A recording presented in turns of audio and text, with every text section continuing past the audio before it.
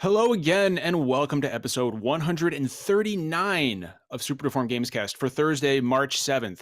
If you're not already aware, Super Deformed Gamescast meets right here each and every Thursday night at 9 p.m. Eastern Standard Time, where we discuss the latest gaming headlines with a wide variety of panel members and guests. We also do a whole bunch of other stuff as time allows, like a separate show about movies and television, community game streaming, and a mental health support show. If you've been along for the ride so far, welcome home. And if not, hey, feel free to stick around and maybe throw us a follow. Every single podcast is archived the next day on our YouTube channel for those who like to watch, and you can find us on all major podcast services for those who like to listen.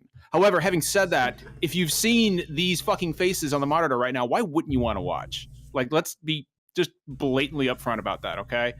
There's a lot Look at of all this happiness and wholesomeness going There's on a right lot now. of fucking good-looking people on this podcast. I'm telling you. Rebecca's dancing around. She's fucking happy. And I do that every podcast, man. you do. Like, Derek is just looking as devilishly handsome as awesome. Brandon is looking like a demonic nightmare, like he normally does. Like just like a weeping, a bloody. How appropriate on this, the day of Devil May Cry 5. Way to embrace 2019, my dude. That's fantastic. Yeah, I you feel should- it really, reflects our, our political atmosphere. It really And does. everyone should recognize the other icon on screen right now. Oh man, right? we Yeah? have acting legend We Wayne have Knight. Jerry Seinfeld himself. Man, like I've been such a huge Wayne Knight. I've been such a huge fan of your work. Thank you. I appreciate it. It's a hard life. You know, like from all your work, not just from Congrats on the Seinfeld, weight but loss, by the way. yeah, seriously, well done. And like, I just, your work in Jurassic Park really is what motivated me to become a podcaster. And I just could not be more honored. Alive. Dinosaur did not eat me. Still alive. For anybody who doesn't know, we know him as Nate. Nate is a friend of mine for several years now, Nate. But everybody else knows him as Shinobi602, now head of PR for Wushu Studios. Dude, how long has it been since you've been on with us? I don't know, man. You would know better. Probably a year. I don't know. Has it really been that long? So yeah, so yeah. because You were definitely before I was on and Rev, so it's been a little bit. So Nate, so the last time Nate was supposed to be on was we were going to do an E3 stream. He was going to stream E3 with us last year, Nate, and you had some audio issues and you had to drop out just as it was starting, unfortunately. Yeah. Let's try that again this year, though. I think now that's working now, so let's get E3 going this year. I'm all over that. I'm fucking, I'm there, baby. I'm all over that shit. Fun. So, and just for anybody in chat who isn't aware of this, Nate we were actually Nate's first podcast appearance, if memory serves me correctly, right? Like we were the first podcast you were ever on. Yeah, man. I mean, I before I even joined Wushu, I remember we used to kick it, and I never really got invites from people from podcasts. Not that I just didn't get many invites. So you guys, you're a good friend of mine. You invited me the first time, and I was like, all right, let's do it. So yeah, very first time. And look at you. Well, and you've had a really interesting journey, because you kind of got your start on GAF as an insider. Back in the day when before GAF was a cursed swamp hole. When was it? I don't know. I think there was like for the first week of its existence, I think it was fine, and then after that, it just kind of I think it was everybody's like guilty pleasure in some way. Yeah. Yeah. I mean, it's the internet. Like it was like I have my issues with GAF and Era and stuff like that, but it has more to do with just message board culture in general, and they were still like standout. Some of the best public places you could go to for discussion. Sure. And I think issues with them had more to do with issues with broader internet culture in general. So there's a lot of things you can't control, man. Like I'm on the admin team with Era too, and it's hard. I mean, you can only do so much, man. Like yeah, dude, to keep tens of thousands of people, behaving well, it's almost impossible. So yeah. Tens of thousands of people who are talking about video games specifically. Oh yeah, like well, and what's funny about all this is that I actually met most of the initial SDGC team I met on GAF, and then we hooked up on Twitter, and from that, I guess you could say I don't know, the Knight's womb opened up and spewed out SDGC for everybody. Like that's I'm what? eating an Oreo cookie, but yeah, that's me. Yeah, that's pretty much. Yeah. But no, I'm just talking. No, Reb, I'm talking about how dark and awful GAF was. But out of it came something beautiful, like SDGC. So it's not a total loss. So now, what I think is interesting, Nate, is your journey from being an industry insider to now working PR for Wushu Studios, which I know is something you and I had these conversations. Breaking into the industry was something that you had wanted for years, and I remember very vividly our conversations. Oh man, I want this so bad, and then it happened to you. Like, describe to me, if you can, like that journey. Well, yeah, I mean, well, it's a long one. So I mean, cut it short. So, I mean, I joined GAF not at the beginning, because I think GAF started like 2004, 2005, something like that. Yeah, it was Gaming Age forums. Yeah, it was 2004. Yeah, the Neo. Yeah, I joined like in 2010. I think it was like right after Mass Effect 2 came out, and I was I'm a huge BioWare fan. Like, man, I want to talk about this game, and so I found GAF, and it was like the most hardcore forum out there. So, and I saw a lot of topics about it, so I tried to join. I think it took like 4 or 5 months before they approved me. And then finally, once I got in, just I don't know. I kind of joined ranks with Wario. I remember Wario64. He was like the fastest poster on there. He would put. I remember those days. Like the second went up. So I started doing that, and then I guess from there I made a lot of friends, just like you, and a lot of those friends were developers. I would talk to all the time. They'd message me. We'd message back and forth, and we became friends. So that's kind of how I guess I kind of out of some of these studios. I made a lot of friends on there. You used to be the guy that posted every news article. All of it, yeah. You were like fucking lickety split with that shit too, man. Before the Insider, you were just the guy who posted it. Yeah, I have never been as informed on the industry as when you were posting those links on GAF. Like, I was reading like everyone. Like, I knew every single Kotaku article, every single. I know. It was. I mean, dude, it was really just because, like, I don't know. I was like, just like you guys, I was super passionate about games, so I loved, and I live, where I live here in Orlando. A lot of the friends I have, they don't really play games that much, so I don't have like that kind of circle where I can really talk about games, honestly. So that's why I loved interacting on GAF, and even with all the assholes, but.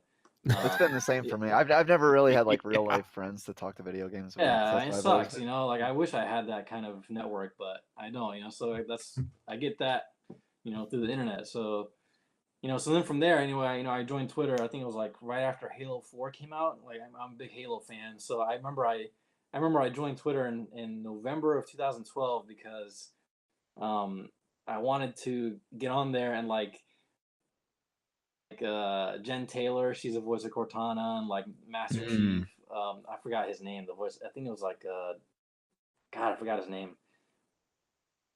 He's a older gentleman. He's a really nice guy. So, like, I wanted to get on there and like compliment them and things like that. That's the only reason I joined Twitter. But then after that, I kind of like snowballed. So a lot of people from GAF started following me on Twitter, and a lot of the developers on GAF started following me on Twitter. Yeah, you blew up quick. You blew up. You're like Dan. Like, you blew up real fucking quick. I joined the industry, I mean, much later than you did, certainly. And I remember when I first, because I had a Twitter in college and I deleted it when I graduated, and then they told me when I started writing about games I needed to get one again so I could follow stuff. So I made a new Twitter. And I started, kind of following people who seemed to know things about video games. And I think you, Wario, whatever. And like, I mean, probably like, I'm going to say his name wrong and you're going to laugh at me, but I've only ever read it. Nibble? Oh, Nibble. Okay, Nibble. I was saying it right, basically. You three were like 3 people that I followed. And it was only later that I learned, they're not like Game Informer magazine. They're just people. They're people who know things. They're just regular people. Regular people who know things. They drink and they know things, probably. That's a good reference. But it was cool. Like, you guys were some of the first people I followed on Twitter because you had information very quickly, and that was kind of like my introduction to people knowing about video games. Yeah. it's kind of funny.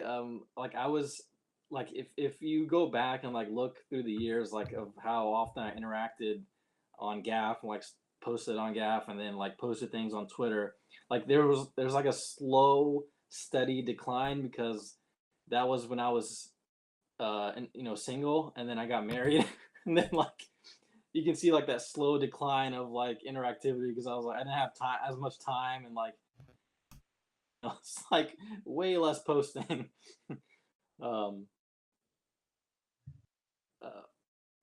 Yeah, can you guys still hear me? Yeah, we can hear you. Life happens, dude. Nate is so worried. Nate is so worried that his audio is going to cut out. Dude, every 15 seconds I'm checking, I hear like an awkward silence. I'm like, oh no. No. That was just classic SDGC. Classic. We're just trying to give you space. So let me ask you this: when you after you kind of built your online presence, and you were Shinobi602 on Gaff, and you were the insider guy, and you drop things. And by the way, I just want to point out a really interesting historical fact about SDGC and Shinobi is that Shinobi actually revealed the existence of a Skyrim remaster on this podcast. And remember that. Do you remember that, Nate? And you dropped it right here, and it got picked up by IGN. Oh, what?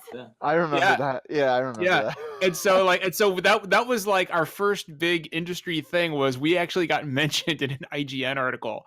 And thanks to a leak. Yeah, thanks to a leak. And the best part about it was when you looked at the comments, everybody was like, "What the fuck is Super Deformed Gamescast?" It's like, what the fuck is that? I've never even heard this. They still say it to this day. Saying, what the fuck? World renowned. Award-winning, critically acclaimed podcast. And happy to rep you guys, man. That was hilarious. I'll never forget that. Reb, I'll actually send you guys a link to the article after the podcast. That'd be hilarious. Yeah, I'm sure you can still find it. I still get people. I mean, I was gonna tweet the other day. I still get people sending me direct messages and like tweeting at me. They're like, "Hey, man, so were you gonna tell us about the new Call of Duty this year?" And like. Hey, you know what? So when's the last was coming out? I know you know, and I'm like, that's kind of gauche, isn't it? Like, don't bug people for that. I don't know. It seems. Well, it's not just that. It's like, I mean, it's that too. But like, I guess a lot of people forgot, that hey, I work at a studio now. It's not really kosher of me to go around and be like, by the way, this year's Call of Duty is. So it's funny what people think on the internet that your job is. I know we get games industry. We get emails all the time to our news tips email from people who I think we are just the embodiment of the entire games industry. Yeah. We got one earlier this week asking us to fix Anthem. No, I don't think I can. I'm sorry. That's like those people that used to mail Nintendo Power back in the 90s. Like, I love all the games you guys make, and they're like, we don't actually make them. We're just Nintendo Power. Like or some of those, like they get in touch with Jason Schreier and they're like, you stop delaying games, Stop delaying fucking games, Schreier. I can't believe this shit, motherfucker. Actually, Rar in chat, Reb says, so Anthem is your fault. Anthem is, it's apparently the fault of gamesindustry.biz. So that's like, although to be fair, that's like writing for the movie industry, and your website is called movieindustry.biz. Like, I could see how somebody who's uninformed might be like, this is the entire movie industry website. This is the whole games industry. But I'm serious, we get those all the time. We get like several a month from people asking us to change something in Call of Duty, or when this game is going to come out, or like bug reports of things. Like, what? Why are you emailing us? I would email them back. Right, we'll get right on that. That's a great idea, Rev. You should actually do that. You should email them and say, you should not do that. I value my job. So speaking of the games industry, so I know that there's only so much you can talk about in regards to Wushu Studios, Nate. But like, you guys are made up of industry veterans from across the spectrum. Wushu Studios, who, as far as the dev team goes, like where have you guys pulled from? I used to know, but I can't remember where your team is actually, what they're comprised of, from past ventures. Yeah, so obviously, so I work remote. Thankfully, Woosh is really great with that. Like because of so I do PR and community stuff, PR outreach, things like that. So the studio head, he was really good with me, and he basically said, look, a lot of this stuff can be done remote, and a lot of most studios you can do this kind of stuff remotely. So he's like, we'll definitely work with you. So that was really helpful. But we're based in Liverpool. In Liverpool, we're a team of 12 of us right now.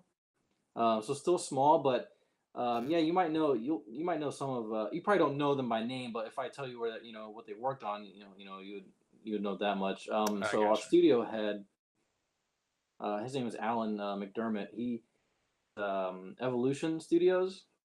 He worked on a lot of the a lot of the MotorStorm games, and audio. He was like the audio lead, audio director actually, on Drive Club. He was also a game director for a project with PlayStation, but that I don't think that released. So that I don't even know what the status of that is. Before Evolution shut down. So, but yeah, so he's a studio head, and he's been in the industry, man, for about 11, 12 years now. So he's a veteran, man. Yeah. Yeah. Our design director, his name is Nigel Kershaw. He's been in the industry for literally like 30 years. Jesus Christ. Dude, back in I don't know if you guys ever heard of a studio called Ocean Software. They used to make games like the SNES.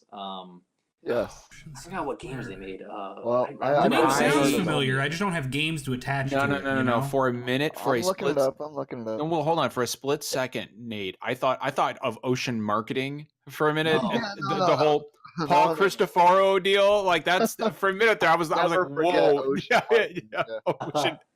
I fucking website on the internet. They made a bunch of licensed games like Addams Family, Batman. Okay, yeah. So that's where he started out. Jurassic that was like his Park. first gig. It was like back in like the 90s. So he is like one of the old guard, man. And he's Scottish, so he is badass.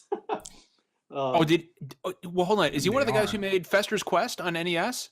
No. Oh, okay. I fucking love. All right. I'm just saying. You said. John is very specific. No, hold on. You said. Hold on. He said. He did say Addams Family. Fester's Quest is an Addams Family game. He said Addams. Uncle Fester. He made.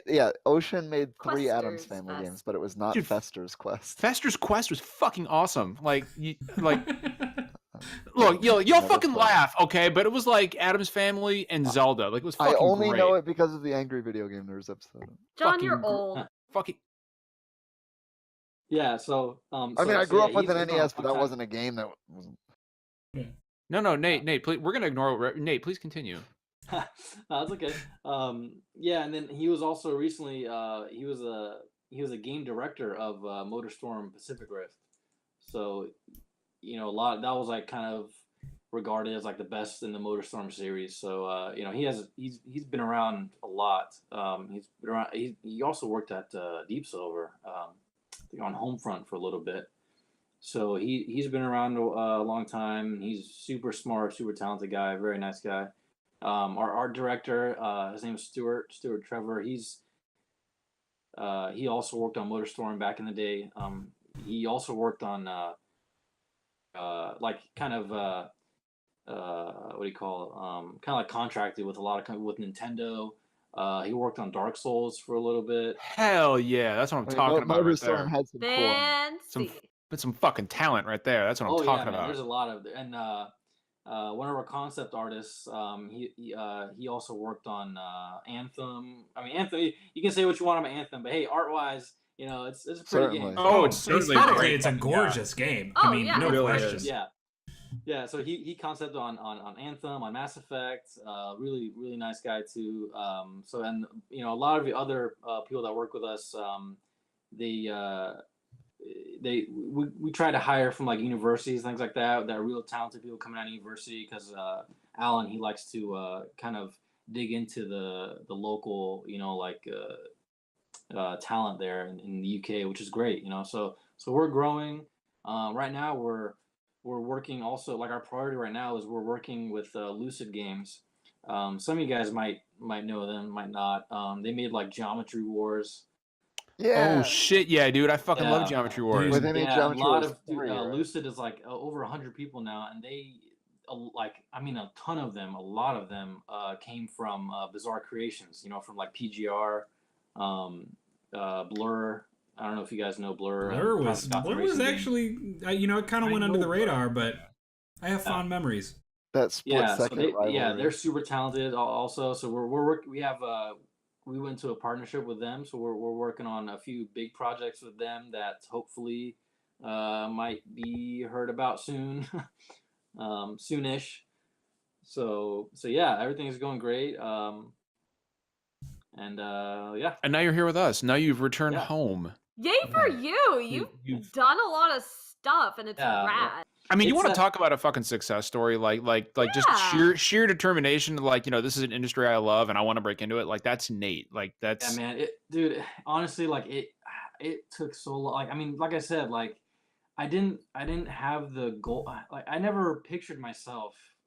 Like, I didn't go in join like Gaff and Twitter with the intent of I want to one day I'm gonna be an industry. It was just kind of like it built. And I was like, maybe I've wanted to, but I never really gave it a serious try. But then after over the years, I'm like, man, I wish I could do that. It's what I want more than anything. It's so hard over the years, and it was just like a stroke of luck. I think it was because it was the end of 2017.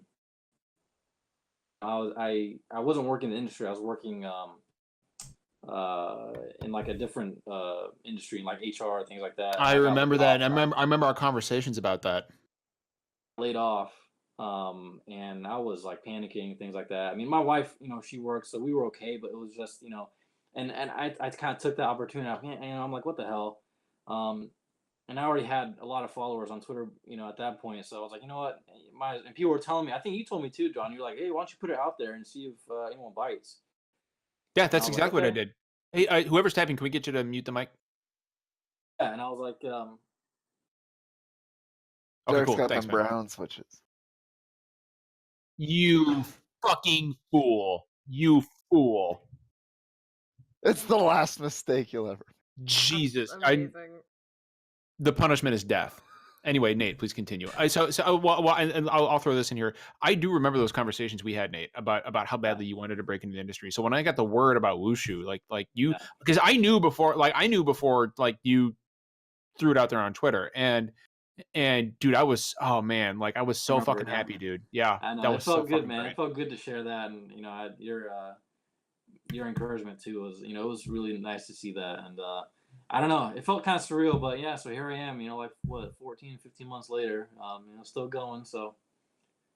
Fucking awesome, dude. Fucking awesome. And it parallels a lot of the stuff that we've done on SDGC, right? Like when we started this 3.5 years ago, we didn't start this with the idea that one day we were going to have guests and appear on panels and stuff like that, and now here we are, and it's still so strange and new, and I don't think it's ever going to stop feeling like that. I get the sense that it's kind of the same for you.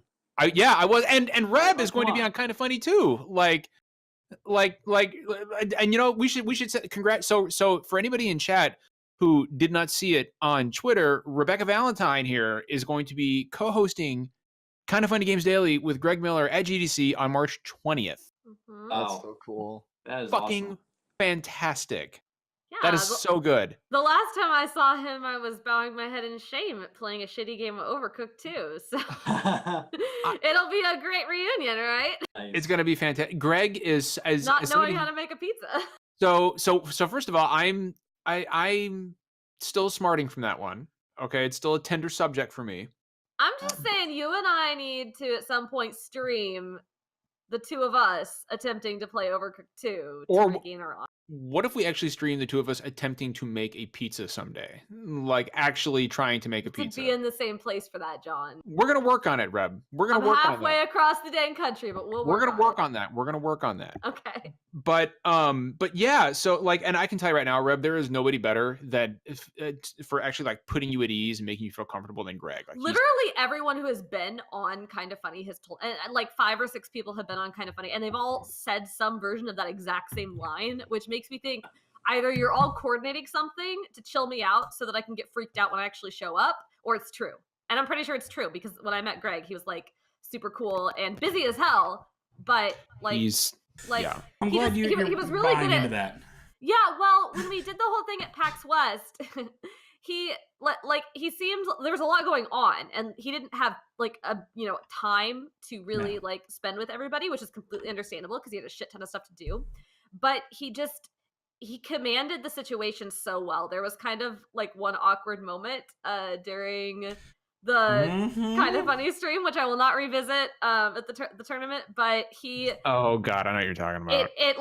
It hit him momentarily, and you could tell there was a moment where he was like, "This is maybe not a great situation," and then he just charged on forward. Yeah. And he got us through it. He sailed the boat. I remember I won't say what moment it was, but I was sitting like right next to Rebecca, and that was actually the first time. You and I were like, it was the first time we had met, because like Rebecca had been following me on Twitter for a while, and with this happened, and Rebecca and I just kind of went like, what was that? And I was just we shared a moment. I was like, wow, like we were both just like, okay, well, what do we do now? But Greg fucking powered through it and did a great job. You're gonna fucking kill it. You're gonna do a great. I already know you're gonna be really fun. It's gonna be really fun. Guys, we've managed to make it 30 minutes into a news show with zero news. That's how much we just love each other. That's how much of this there is. So it would appear that Shinobi's having some. We just got like 30 fucking people in chat, by the way, out of nowhere. So like, holy fucking shit. Nate, can you hear us? So Nate says cough. That sounds like something. Or was that Brandon? Was that Brandon? No. Was that Brandon? Brandon. So that was Nate, actually. Brandon. That was actually Nate. Nate, can you hear us? Maybe he can't hear us. We'll communicate through Morse call. Yeah, we'll actually Nate, if you talk, Nate, say something and we'll tell you if we can hear you. Can you guys hear me? Yeah, Yes. we can. We can hear you. Yeah. Although he can't hear us. So like somebody like I can't keep doing that because it screws up the whole show. So he says he can't hear anybody, and of course, like this is when we have like all of a sudden 40 people dump into chat. I know. Yeah, let me leave, it's so fucking good. Yeah, if you maybe have him pop out and pop back in. Yeah. Type that to him because he can't hear us talk. Okay. Hold on. Yeah, if somebody could type that for Nate in the chat. We're all just like, yes, we agree. Yeah, we're trying to figure out his sound issues right now. Like I said, of course, I popped back out to type to him, and I realized, like, wait a minute, it's my screen that the whole stream is using. So Nate, can you hear us? Nate! Of course. No!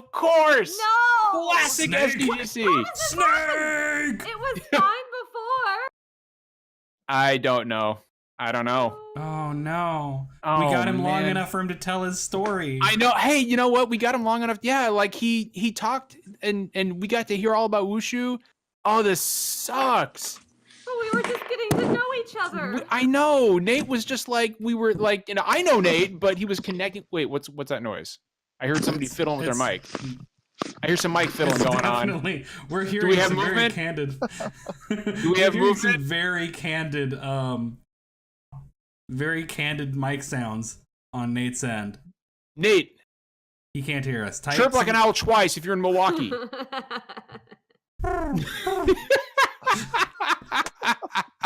Brandon! Guys, I can't be the one to type. One of you has to type to him. All right, if somebody could type to him and just... John, you can type to him.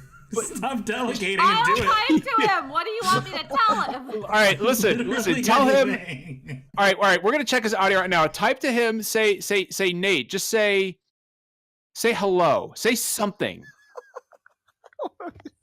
This is so fucking good. Banana. Hello. We can hear him. He just can't hear us. Oh boy, this is so good. I fucking love it. I love it. Just as all the people come pouring into chat. Tell him if he's using the browser version, try coming back into the call on the app version. And while he's doing that, we can just move ahead to the first very short topic. Yeah, we can do that. So we'll get Nate's audio issues sorted out. He can hear us, or I'm sorry, he can't hear us, But we can hear him, so he's gonna try popping into the app version. He'll be right back. Yeah. Derek, you want to kick us off into our first news? Yeah, our first news topic is not a very long one. There's not a whole lot to talk about, but I think it's worth talking about. Nintendo announced a new Labo kit, and it's all basically like VR focused. So, Reb, are you okay? It's so weird. Okay, so first of all, it's actually not weird. It's normal. Are we talking about them looking into the bird's ass? It's so Nintendo. Because there's a camera and there's a bird whose butt you look into for the VR headset. And can I, John? Can I? Please go ahead.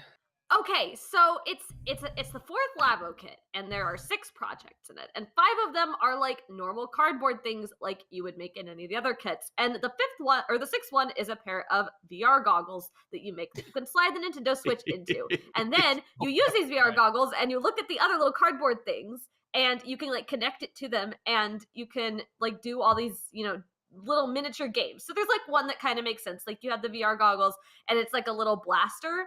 Yeah, but then there's like a fucking elephant and shit. Okay, I'm sorry, Jesus. Hold on, man. I'm sorry.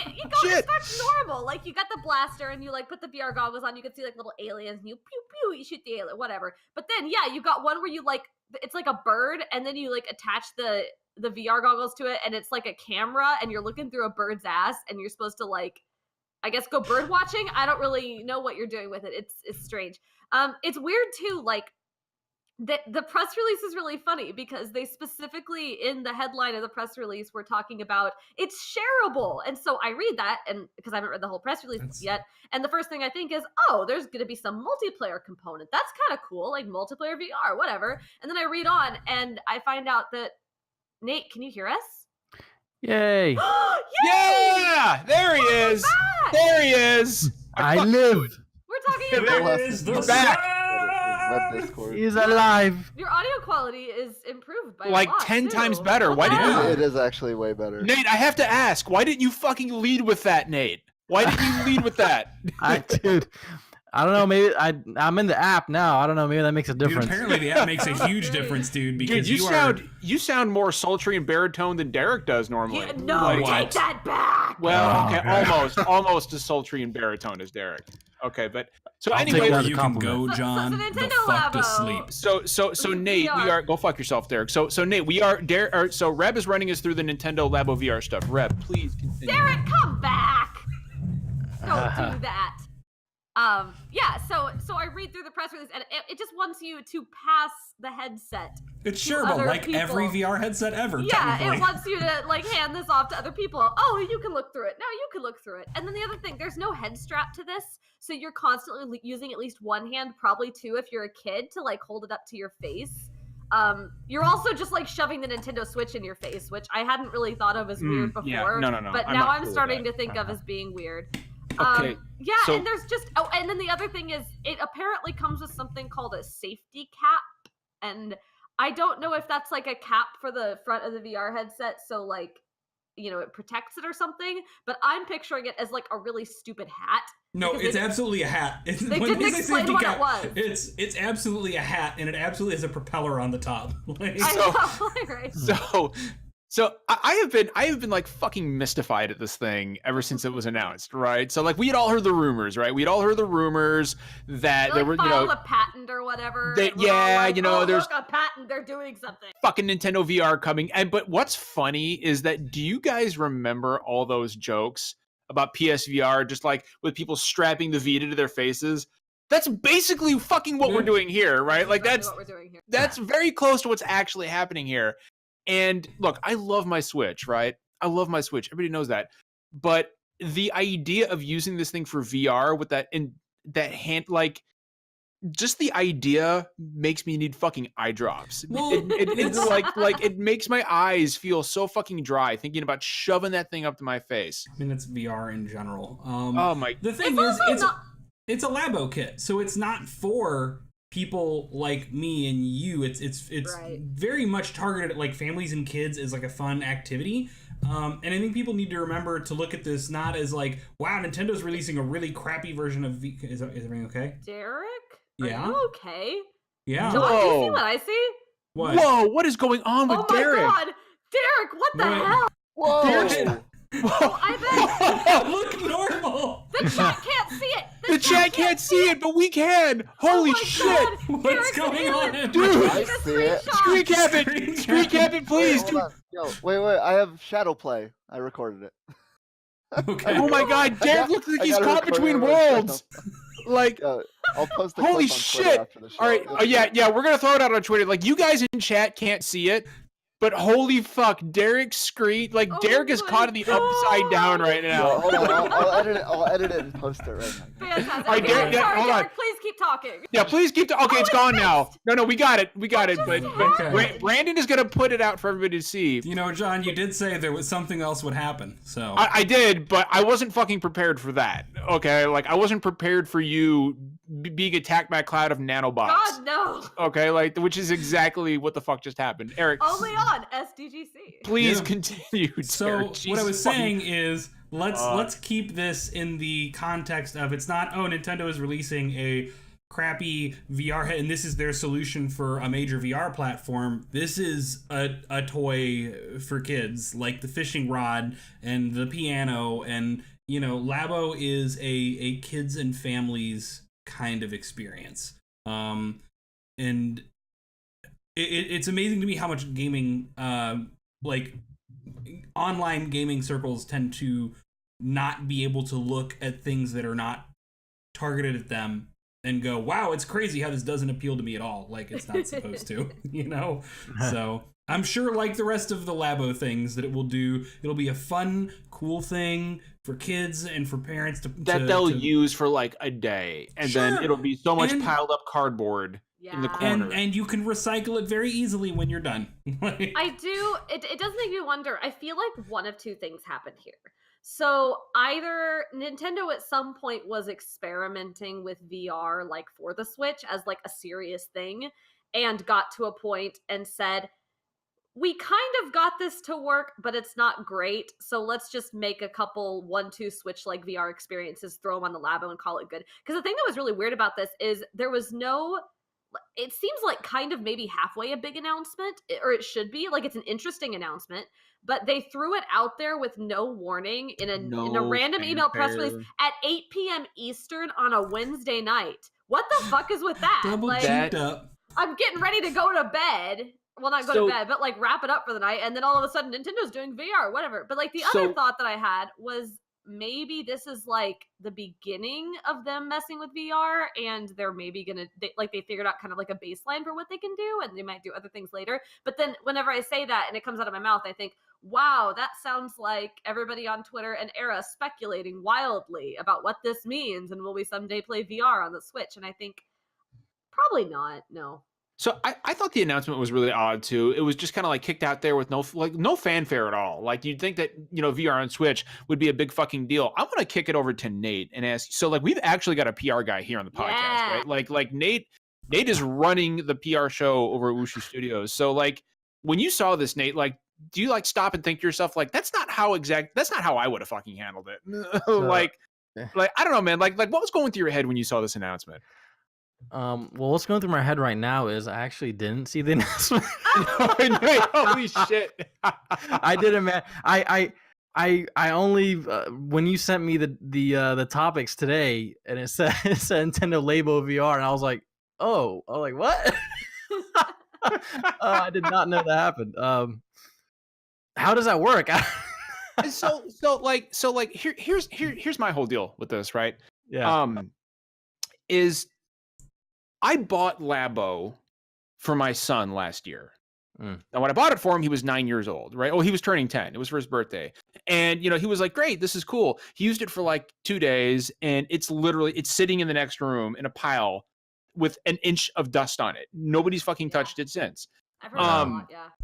So when you throw this out at, I mean, Reb, you were right. Like it was like what, 8, 9 at night, like with no fanfare at all. Like you'd think that this, because like when they announced Labo, they announced it like there was a video, like they made a big deal out of it, and then they were just kind of like, oh yeah, by the way, VR.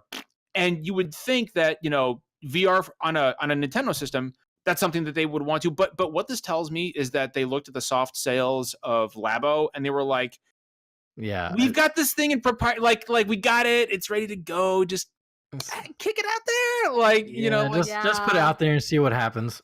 Yeah. Labo sales, I'm pretty sure, have not been up to expectations, and this is me kind of bullshitting off what I vaguely remember of their last financial report.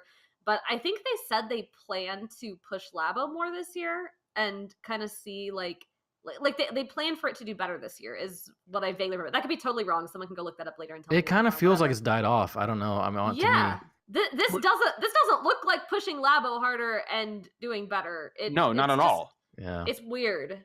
Not at all. And especially like when you consider that, I don't really like the idea of shoving my 720p handheld Switch screen up against, like, that just makes my fucking eyes water just thinking about it. And I'm already weird. It's already the PSVR itself is not that I'm saying it's bad, but like the image quality already on the PSVR is not that great. Yeah, it's got the screen door. Like we're adults, but hasn't there been like some question about shoving that in the face of like a kid? Like kids aren't supposed to use VR. Right? You make like, kind of a point there, and Nintendo's usually really, really on point about. Well, I don't know. It goes because I remember Nintendo was very, very on point with the 3DS about like, hey, this is stuff that can cause eye strain, especially to your kids. So here's where you can like. Lock the 3D mode entirely on software where they can't even use the slider unless they use a parental control pin. So to me, I have a hard time believing that Nintendo absolutely has no idea what kind of damage they may be doing to kids' eyes, like in the aftermath of the 3DS. To me, it almost sounds like, I don't know, like, I'm sure they'll have like a thing that pops up every 15 minutes that's like, take a break every now and again. Yeah, that's classic Nintendo. Yeah. I mean, to be fair, like if you read what these games are again, like I don't expect any of these little VR experiences to take more than a couple minutes at a time. Oh yeah. Oh yeah. These aren't video games. This is like 1-2 Switch mini games kinds of things, only with VR and a Switch in your face. By the way, everybody look at the chat. Brandon just posted Brandon disappearing into like they're getting sucked into the Matrix. The weird void. Later. He got sucked into an alternate realm of absolute chaos. So weird. Like it was really, really.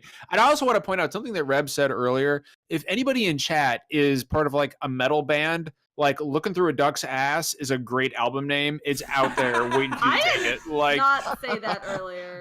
That's exactly you said Looking Through a Duck's Ass. Oh, I didn't say anything about metal. You did say that, and that is a fucking that's more of like an album indie name for anybody who wants it. It's like my Flock of Seagulls cover band. Looking Through a Duck's Ass. Oh my god! So like, and my other thing about Nintendo VR is that I've already got a weird thing about like other people using my PSVR headset. I have to wipe it down meticulously after it's done because I've got this thing about my eyes. I can't even imagine the kind of fucking stress it would put me through to have to like wipe down cardboard. Yeah, like it's never gonna feel fucking clean. Like I don't want eye herp. Like just no, not a fan of that. And I've already got enough problems with chronic dry eye, and I just no. This is a fucking terrible idea. The more I think about it, the less I want it like to exist. Period. It's just a bad fucking idea, and Nintendo needs to reconsider this. This is terrible. I don't want it. So I don't even understand how Not it works. for you, John. Realistically, the way it works is probably the headset has the little headset you construct probably has a literal physical divider between the two, and then it splits the screen, rendering in half. Two separate images like that. Yeah, something like that. And then uses the gyroscopes on the Joy-Cons as a because those things have pretty advanced accelerometers in them.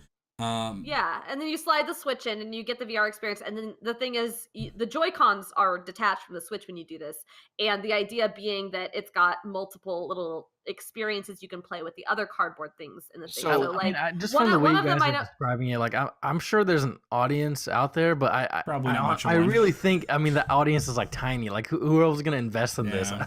Like it's like $80. I'm not gonna pay. No, it's not even that, Reb. It's for like the goggles are $40. The goggles are $40, and then for $80 you get the cardboard bird, the elephant, the camera. Well, you can't do it without the bird's ass. Like you've got to look at like the quintessential VR experience is looking through the bird's ass, in my opinion. Like that's what I. By the way, did you guys see? I can't remember who tweeted it out, but somebody tweeted out that kid looking through the bird's ass, and then like a literal picture of a bird's asshole. Like it was. Why would you post this? I don't know, but it was fucking good. I'm not gonna look for this. It was really good. Call this good, John. A big shout out to our buddy Jeff Grubb from GamesBeat. He was on a few weeks ago. God bless him. Y'all saw the tweet he did the other day? He tweeted out a picture that he said, "Holy shit, Jay, you gotta come to this duck's asshole, Jay." It's so fucking good. Oh my god. But so I've got a GamesBeat article here, and they make a lot of salient points here. The author says, and I'm quoting here, though they're worth quickly mentioning, I'm going to largely put aside several obvious criticisms of the Labo VR kit, namely that it's 5 years too late, overpriced, not built to last, and bizarre. I mean, what's that kid doing to that bird? But here's the and I'll end on this, and this is the last point he makes. He says, my broader concern is that something this basic should not be offered as a first VR experience for kids or families in the year 2019. VR has come a long way in the past 5 years. Yet that's exactly how Nintendo, which has all but set out VR's evolution ever since the disastrous 1995 launch of the Virtual Boy, is pitching this kit. And he's right. He's 100% right. Like this feels like not just like coming late for dinner. This feels like somebody arriving for dinner at 2:00 in the morning after all the shit's in the fridge and everybody upstairs is asleep and your uncle's downstairs passed out on the couch. Like that's what this is to me. Mushrooms make you lose track of time. This is extremely in keeping with Nintendo's thing. Nintendo's thing is they do weird ass shit, and their weird ass shit is either just a fantastic success, like the Wii or the Nintendo Switch, or it's a disaster, like the Virtual Boy or the Wii U or this. And I guess we can't call this an unqualified disaster yet because it's not. But Labo yet, has not done what they wanted it to do, and it's not going to end up being more than like a footnote in the Switch's overall like Wikipedia entry. You know what I mean? Like it's not going to be a big part of the Switch's success, and they clearly thought it would be this whole big pillar, and it's not. I'm not going to lie though, Derek, I gotta say, if they had just called this thing the Virtual Boy Advance, I might have been on board. I might have fucking been on board, man. You would have made some dumbass joke. No, I would. He's already doing that, Reb. At least three dumbass jokes. Rebecca's been on this podcast for like 4 months now. She's already scolding the shit She's getting froggy, out of me. and I know, about man. Like I feel about like it. I'm like all ashamed over here. No. All right, I think we've. I love you. I think we've. What's that? Nothing. Say it, Reb. Say it. No, I want to hear it. Say it, Reb. I just said I'm sorry and I love you. We love you too, Reb. Thanks. We all do. Not just me. We all do. Now I will say that I think we need to stop flogging a dead bird. Yeah. And I'll just say we can allow Nintendo their little experimenty side stuff. As long Switch is awesome. So that's okay. Yeah. They can do what they want on the side. They're coming out with Animal Crossing this year. They can do whatever the fuck they want. It's okay. Well, exactly. Well, and that's the thing, right? Is that look, if this thing flops, whatever. I'm sure it will. It's just not going to fucking matter. Who cares? They're still printing money. Still got the Switch. It's okay. Nobody fucking gives a shit. So we're going to move away from Nintendo, although we will be back to them later on another topic. So very briefly, this is not a topic that there's probably a whole lot to talk about. Want to mention it. This is as of yesterday was 7 years from the launch of Mass Effect 3. And that is a franchise that is very, very near and dear to your hearts. Everyone knows it's very near and dear to a lot of us. I mean, it was a formative experience of the HD, like of the move into the HD era. No kidding. And you love to like look back on it and every year, and you never miss an anniversary, you say.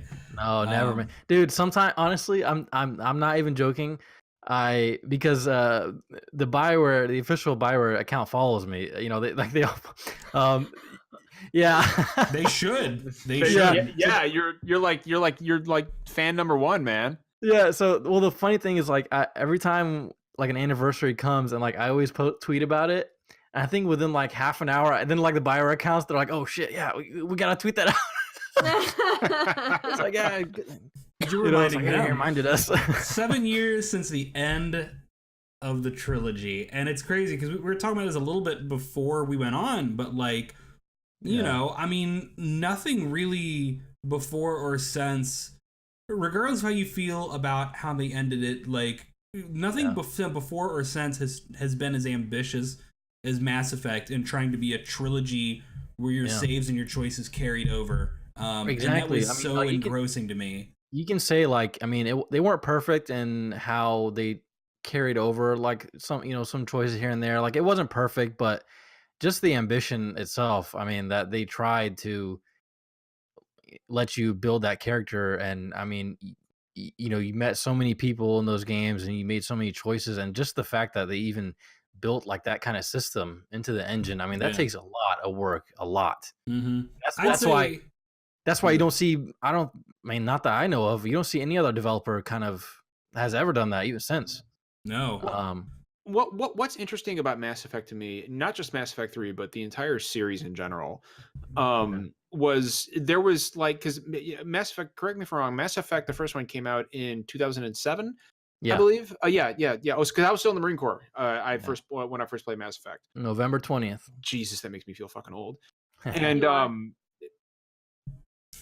And Jesus Christ, Reb's fucking ruthless tonight, man. Like, what?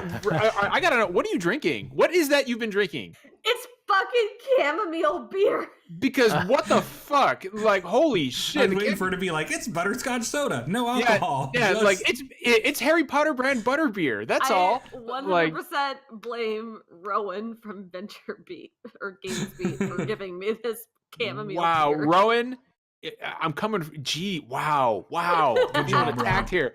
But so like, what really strikes me about Mass Effect is that, I feel like every game, like every generation, there's that one game that pioneers everything, right? Yeah. Like there's one game that sets the tone. There's that one game that says we're going to do something that no other game has done before. And for Mass Effect, I feel like that game did something for relationship building in games that had never really existed before.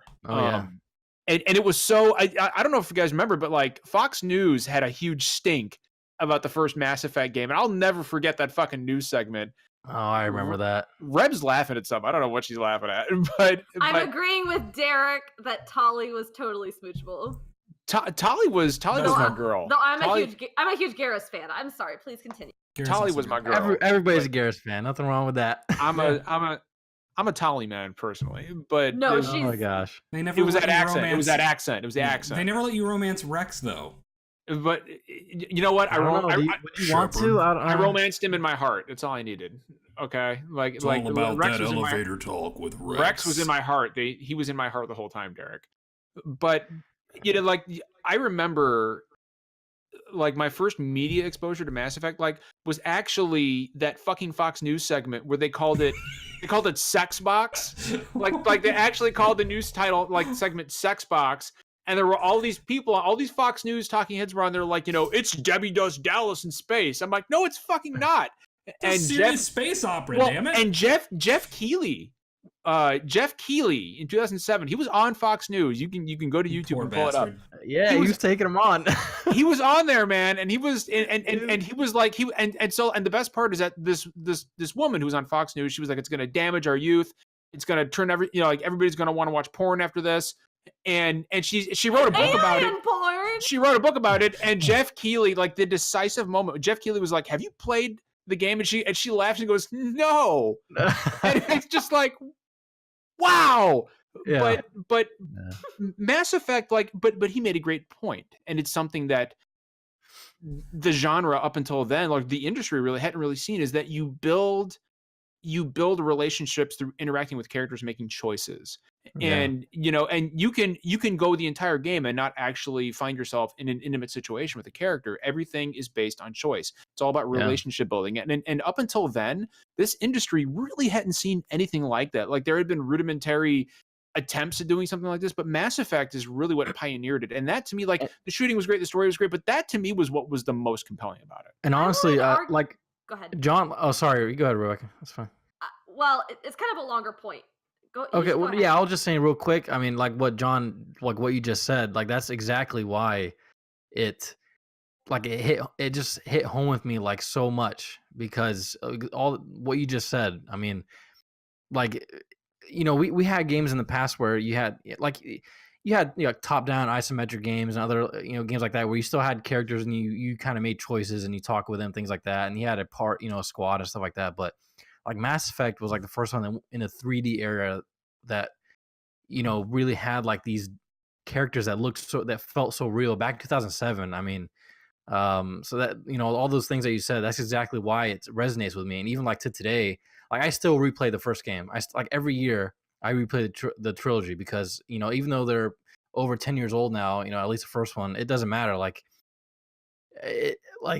I love those characters. They're like a family to me now. Like it never gets old. So BioWare writing, it's some of their best character work easily. Well, and you know what's so Rebecca, I mean, let me make this real quick point. 5-second point. Listening to Nate talk about his love for Mass Effect and the fact that he plays it every year reminds me, like I play Final Fantasy VI annually because those characters are like family to me. So like I can really relate to that. Reb, I'm sorry, please go ahead. To your point earlier, I think because you said that it pioneered this choice system and these relationships in a way that no other game had. I'd kind of argue that really no other game has done it like that since. Not quite in the same meaningful way, because I've seen Mass Effect kind of like Mass Effect 1 and 2 were kind of coming out right as I started getting into like video games in a broader sense than just Pokemon and Nintendo stuff. And I've seen kind of this longing from gaming audiences for something that feels like real meaningful choice in games. I know there was kind of that backlash to Mass Effect 3's ending because it felt like a lot of people felt their choices hadn't mattered. That's neither here nor there. But I've kind of seen like smaller versions of that again and again in games that seem to promise something like player choice that would have some sort of meaning throughout the game. And then, they played it and they found out, well, it really didn't mean what I thought it was going to mean. And everybody's kind of in their brain referencing either Mass Effect and how it made them feel or how they thought Mass Effect was going to make them feel. I think The Walking Dead from Telltale is a really, really good example of that. A lot of people, it's fantastic. Like I love the first season, the longer it went on, like just a side note on that, like The Walking Dead, that was to this day, I think it's the only game that's ever made me tear up. Like and you know why? Like I was the very first. I've never cried in the game, but like at the end, I was like, oh my god, is this happening? But anyway, right? Yeah, I agree. Mass Effect 3's ending wasn't that bad. It was blown away. Like that. That's a whole different can of worms that I don't think we want to go into here. Like that's a dead horse we don't want to deal with. But I do think that there's something there. Like people really do long to have meaningful choice in games like that. And so whenever a game promises that your choices are going to matter, I think in the back of people's brains is kind of what they either felt from Mass Effect or hoped for from Mass Effect. And like we're just kind of waiting for another game to do that. And we just really haven't had one. 2007 was a really interesting year for player choice, Reb. I think because you had two games come out that year that were really all about taking choice and putting it back in the hands of the players. Now, and you had one game that did it from a gameplay perspective, and you had one game that did it from a narrative perspective. Obviously, the game that did it from a narrative perspective was Mass Effect, but the game that actually gave players more choice than they had before was BioShock, in my opinion. Oh, such a good game. It's a fucking amazing game, and that was really the first game that, it wasn't open world, but just the way you can move forward, and it's just BioShock also did something from a gameplay perspective that I don't think has been done before. So I just wanted to throw that, 2007 was a year of innovation for the entire industry. But while we're on the subject of Mass Effect, I gotta say that honestly, my favorite character throughout the entire series, and this might be controversial for some, was the Elusive Man. It was a fantastic performance. He was, but that's not Rex, so you're incorrect.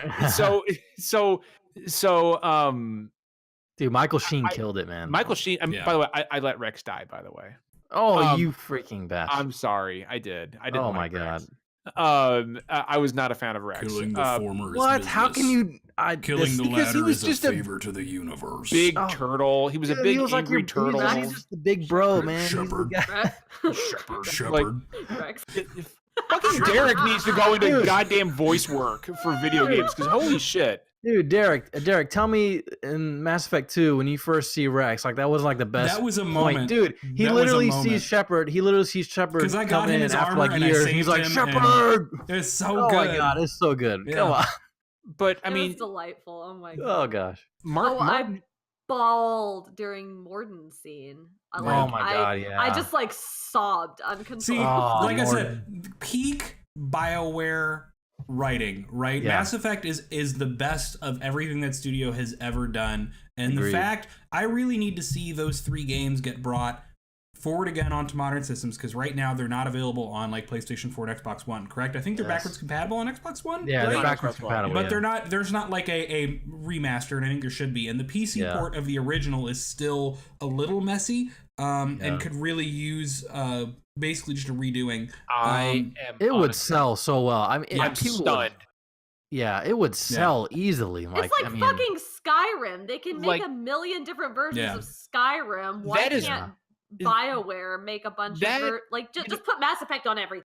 You know, I've actually there are things there are a few things this gen that have baffled me. One of them is no Super Nintendo games on the Switch. One of them is the absolute lack of Square Enix classic titles being made available. And the other one, honestly, and I've had this conversation with people, is the fact that we do not have a Mass Effect Trilogy HD. And that really blows my... I mean, and can you imagine this thing, Nate, on the Switch? I could. Taking that motherfucker anywhere. It prints fucking money. Smooch your aliens on the go. I've got this mental picture of Nate just turning on Mass Effect 2 and just laying down and putting it on his chest and going to sleep. On the Switch, I could fall asleep to that. Yeah, honestly, it just makes fucking sense, and we get, and no disrespect to games like Darksiders, for example, right? Darksiders is fine, but when we're getting remasters of Darksiders, but we're not getting Mass Effect Nate, do you have any opinion as to why that might be? Because honestly, I don't and I'm somebody who's okay, ports are great, ports are fine, but in the same vein, I'm I would love a fucking Mass Effect Trilogy HD. Why do you think we haven't gotten that? Dude, I mean, honestly, I think it's a great question, because you think to there's me, legal it's a issues with no-brainer. Microsoft in the original? Huh? Didn't No, Microsoft I don't think it has publish the anything. I original? don't think it has anything to do with that. Okay. I don't either. Because I think I remember reading something a while back. Microsoft did own the rights to the first one, but then I forgot what exactly it was. I think that kind of contract expired or something like that, or EA gained ownership of it or something.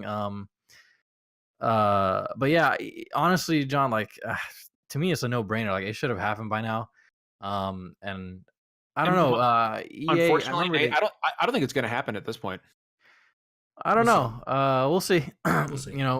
And I remember EA said, I think the CEO one time said that they're not into remasters or something a while back. I don't know why, because this generation, for some reason, people have loved remasters, man. I think a lot of them have sold well. They have, yeah. I mean, really well. A lot of you notice every time a remaster is announced, people are like, "Oh yeah, I can't wait! I feel like playing this again." There's very much a generation of people who are at an age now where the games that they played as teenagers, probably young adults, somewhere in that area, they're now older, and they're old enough that they have a little more stability in their lives and a little more free time again after kind of a hectic time in college or whatever. Yeah. And they have the time to play games again, and now they're kind of nostalgically revisiting these fun memories. That is I mean, that was the case. That's the case for me with a lot of remasters this gen. I mean, the Ninja Theory's DMC, that was kind of a remaster, but it was kind of a port. I skipped that one last gen, and it came out this gen. I was like, oh yeah, I was excited, so I finally played that this gen. Shadow of the Colossus, I never played that. God. Yeah. So the Blue Points game was the first time I ever played through it, which was awesome. So fucking good. I agree with you, Rebecca. I mean, Resident Evil 2 we talked about recently too. That was apparently fantastic. That was a whole. I mean, my God, that was a remake. Yeah, it's next level fantastic. Yeah, that's next remake, level. remaster. I mean, either remakes and remasters, whichever. Yeah. I mean, Resident Evil 2 is a full-on fucking top-down remake of the game. Spyro and Crash Bandicoot apparently did amazing. Yeah. Well, and let's not forget Ratchet and Clank either. Didn't that underperform? I don't think so. It was a damn good game. I'm pretty sure that sold It well. was Brandon. Okay. Brandon's on point. Brandon's I mean, on it was point. good. It was really good. I enjoyed it. But, I mean, Meanwhile, Brandon's over here like y'all talk about HD remasters. I'm on PC. I got it all. I'm waiting for my 144 frames Devil May Cry. I was gonna say, if I can aim us back on topic a little bit, and we may go a little long tonight, but that's okay. I just wanted to get a jab in at John and asked him if he knew when the next Nintendo Direct was gonna. Metroid Prime Trilogy gonna be there, John? I'm done. So, next topic. Please get us back on topic. Yeah. Yes, the lights is a great touch on this. I love it. I want to say my one last thing, if I may, about Mass Effect before we move on, which is the beginning of Mass Effect 3 when you're fleeing Earth and you're watching it be destroyed, and that Clint Mansell track is playing. I mean, like, so good. That is one of the most powerful emotional moments in gaming for me. I mean, period. It's one of the most powerful moments in media for me, period. And I have, like, a programmed response to every now and then I'll like, pull up that Clint Mansell track and listen to it, and it's just like, Dude, and especially... that exact track plays at the end. That honestly, I don't know about you, Derek, but like at the end when whatever choice you pick, I always pick the well, not always, like sometimes I pick the destroy ending, but for me, like for some reason the very first time I played through it, the synthesis ending made the most sense. So I went through that, and like you see Shepard like jumping through the beam and kind of like sacrificing himself. You hear that track play again, dude, that track plays, and then it switches to like the characters that you've been with like over the years, dude. My heart was, I know, man. Like I felt it really strong there. I agree with you. So we've brought it up a couple times already. It's snuck in. It's too hard to say Matt. Devil May Cry 5 is out in a matter of hours. And Devil May Cry 5 has been getting rave reviews. And at the same time, we've also been talking about Sekiro, which is the next FromSoft game. Sekiro, which is getting a lot of positive. He thinks I'm saying Suckiro, because he's I'm a child. I'm a child, and I admit it. I don't care. Child. I'm an immature baby, and I don't care. I'm not gonna make the joke. I'm not gonna do it. With Sekiro is getting these really, really powerful, positive like preview response. Shut the fuck up, John. I'm gonna mute you.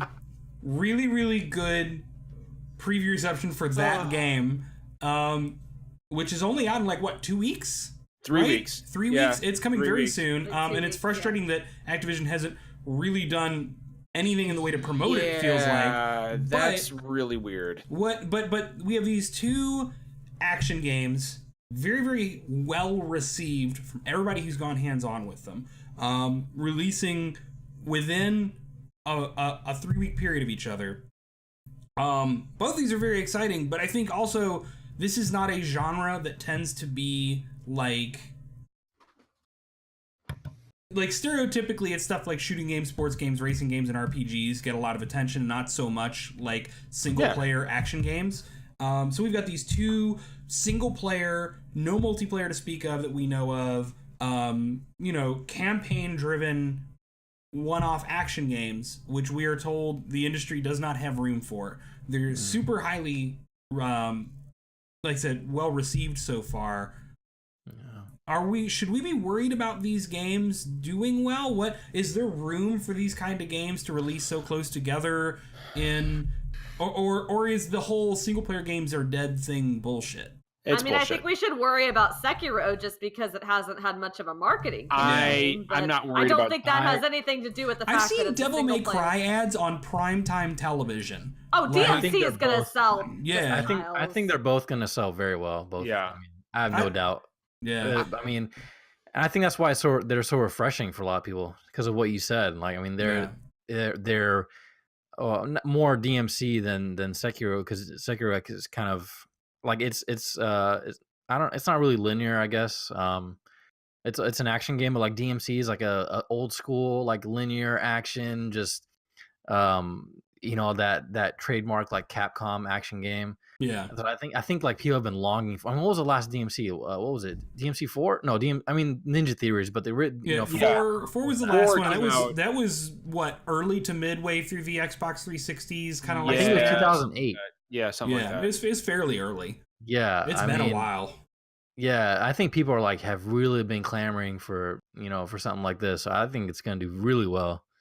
Well, it like as far as Sekiro goes, I'm not worried about that at all. I know that the press isn't getting early review copies, and it doesn't seem like Activision has really done much at all to market the game. Having said that, I've spoken to people who've played it, and they've had nothing but amazing things to say about it. Like, all the previews have been just nothing but glowing. As somebody who's, you know, I'm a Souls bro through and through. I know Miyazaki's pedigree. I know From Software's pedigree. Brandon, you and I had this conversation. We had this conversation in DMs. Like, they haven't made a bad game since when? Like, I mean, it's been at least since a long before time. Souls. Like, the last game of theirs I didn't like was the Ninja Blade, and that game has its fans.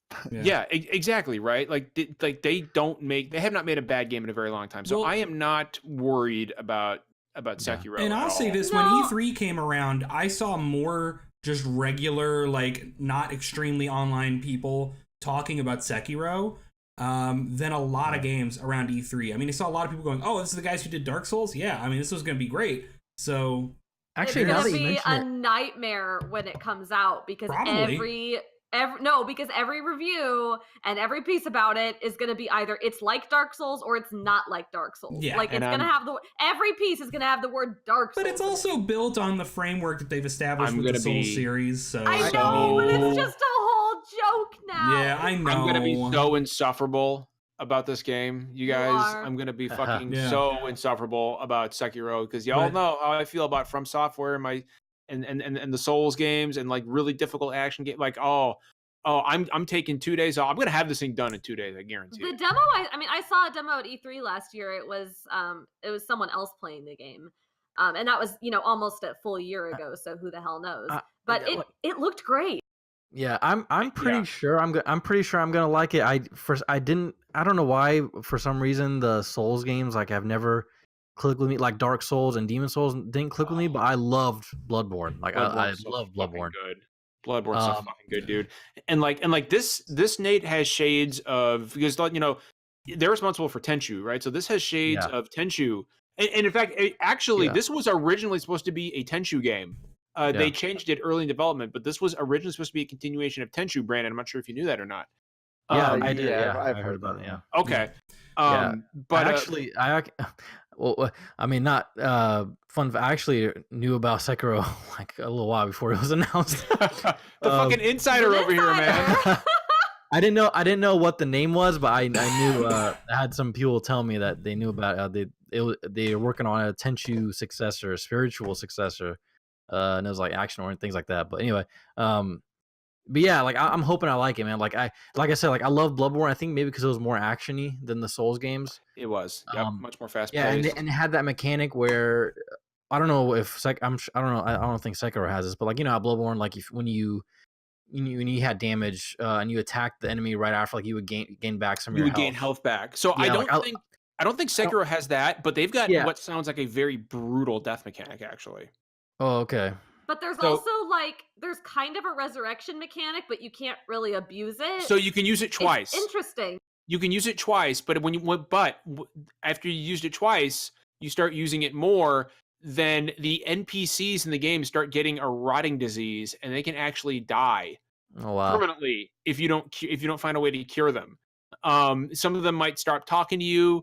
And if an NPC merchant, if you die too much and like one of the NPCs who sells shit dies, you can't buy shit from him anymore. Like, he's gone forever. Like, you can't get him back. There's that good shit I was waiting to hear. I'm all fucking over it, too. I am all I didn't know that. about That's it. Cool. I love the mean-spirited stuff about the Souls games. So and also, I don't know. I mean, I don't know how you guys feel about it. But, like, I'm actually, like, it caught my attention even more so because compared to Miyazaki's older games, like From's previous games, you know, Bloodborne, the Souls, and all that.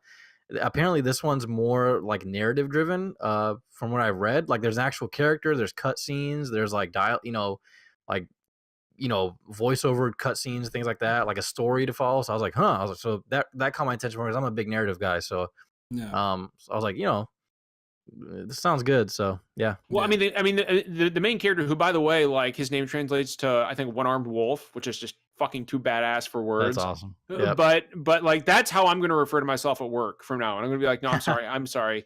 You must be looking for the one-armed wolf. Like I'm not. I don't know this John individual. I can't. That's great. But I can't. and the funny thing is that like y'all think I'm joking, but that shit's going down tomorrow. I keep making fun of John, but I can't. Rebecca, you love this podcast. You love us. Stop pretending like you don't. I love you guys so much. And the other thing I really like is that he talks like he's fully voiced. He enunciates like and we haven't had that in a From Software game, and since before Demon's Souls.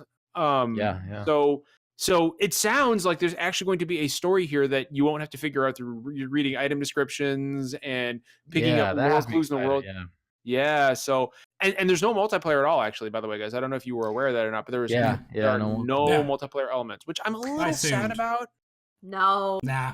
Oh, and didn't they say, because I remember I posted a thread about this on Reset Era, I think it was a while ago. I think around E3. Didn't they say like it's not really like a straight up RPG like Souls and Bloodborne, like there's no customization or something like that? Like there's no like stats or levels or anything like that. There's none of that. Now there is a weapon that you can upgrade. It's called the it's called the Bushido prosthetic, which again is the most badass fucking thing I've ever heard. Like if you've got to have a prosthetic, you might as well have a fucking Bushido prosthetic. Yeah. And you can upgrade it. That's where your grapple hook comes from. It's where your weapons come from. I think it was there's no stats. There's no stats to upgrade it, things like that. The point of it is to create a more balanced long term, because like you talk about no multiplayer. Well, the problem with multiplayer is that if bosses kind of rely on you having a partner to summon, then you run into stuff like where I'm running through right now, replaying Dark Souls 2. If there's not a lot of people playing and you can't get summons, then the bosses are just unnecessarily harder. Okay. Wait. Hold on. We need to halt this real quick, because there's something that needs to be fucking addressed right now. Okay. So there's some shit going on in chat. There's some shit going on in chat with my boy Justin over here, talking about y'all need to take me down. Okay. So here's the deal. Here's the deal, fuckers. Okay, launch your fucking coup. Try it. Try to take me fucking down. Muted, bitch. Muted John. This is how a coup works. I can still hear him. Yeah, but nobody else out there on listening to the show can. And that's how we do it, John. Oh, turn his audio back on. I'm unmuting you, John. You're back.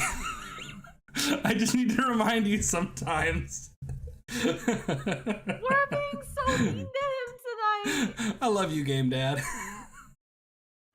You're unmuted. You can talk again, John. He's making fun of us, and then I'm gonna be sad. I'm good. Please continue. You don't need me. Please continue. Mute me, Derek. You don't need me. Go. Okay. Mute away, Derek. Brandon, I feel like you had feelings about Devil May Cry earlier, and you didn't get to say them all. We kind of moved so to you Sekiro should say some of your feelings about Devil May Cry. See, I can do this. Boy, do I want to talk about it after I play it. Yeah. They didn't even release the demo on PC, so that's weird. I'm going in blind. Yeah, it is, because I trust it'll run well, because the first two RE Engine games have run really well on PC. Yeah. So the benchmarks I'm seeing show similar performance to RE2. Okay. Dude, can we talk about how amazing that RE Engine is? This is insane. Somebody did a comparison of an in-game, in-engine real-time render of I think that was John on Digital Foundry. Yeah, it was Final Fantasy VII Advent Children. Compared to Advent Children, and like the RE Engine screenshot looks better. Insane. Way better. Except for like you said, aliasing on hair. Hair is always tough, no matter what engine. I think the RE Engine is going to be Capcom's new like MT framework, where they use it for the next 2 generations. For sure.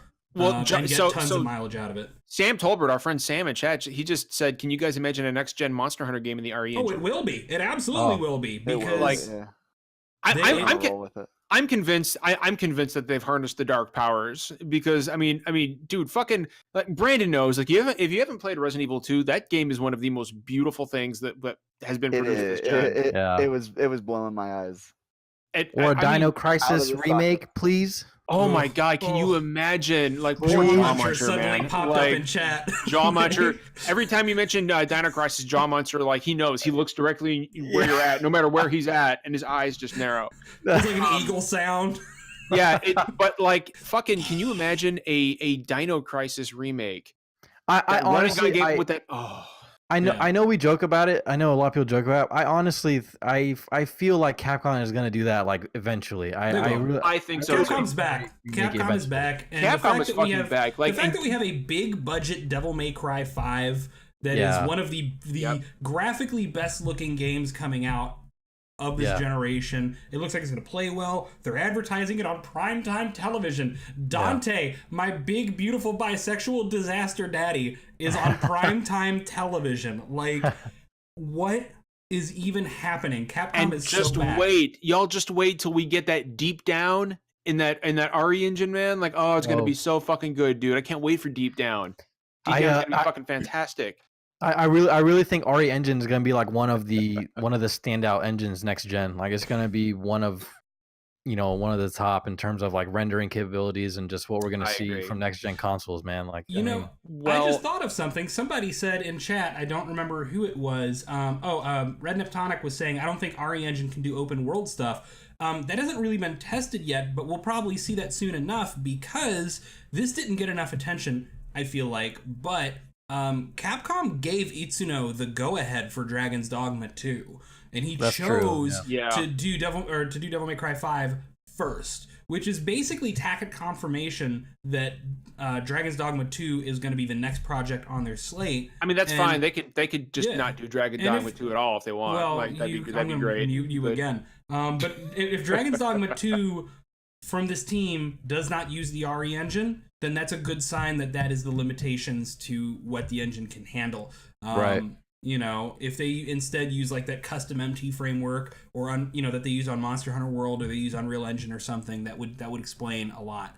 But yeah, I think Devil May Cry, it's going to be interesting over the next couple weeks to see how it does, and I really hope it does well. I don't think there's any universe where it hits like 10 million copies or some insane number, but like if it can hit a couple million, like I have no doubt it's going to do that. That will feel really good. And also want to say real quick that Devil May Cry 2 was not that bad. Okay, Devil May Cry 2 ain't that bad.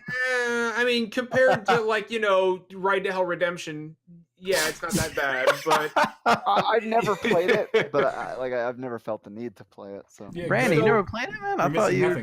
I thought you were our DMC guy. I mean, okay, so here's the deal. I played DMC on day one. Like I walked, I pre-ordered it. I was there.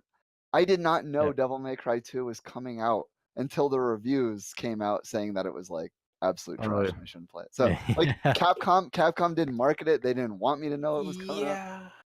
I understand you played it like when it was on the remaster, but like as someone who's like playing them when they were coming out, like Capcom they stealth released that thing. It's a video game with and you can control it with a controller, and it has you can pause it, and there's items you can use, and that's great.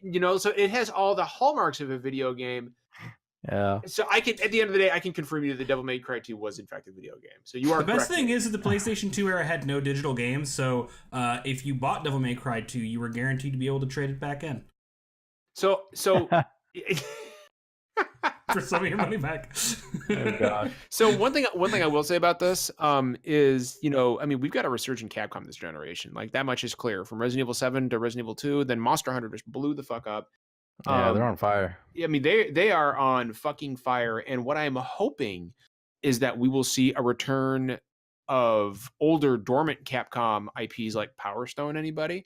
I would fucking love. I would love to see some of those old IPs revisited. Breath of Fire, like, come on, guys, like let's fucking go. Does Capcom make anything? What was that, Reb? You cut it at the very end. I'm trying to figure out if Capcom makes anything I like. Yeah.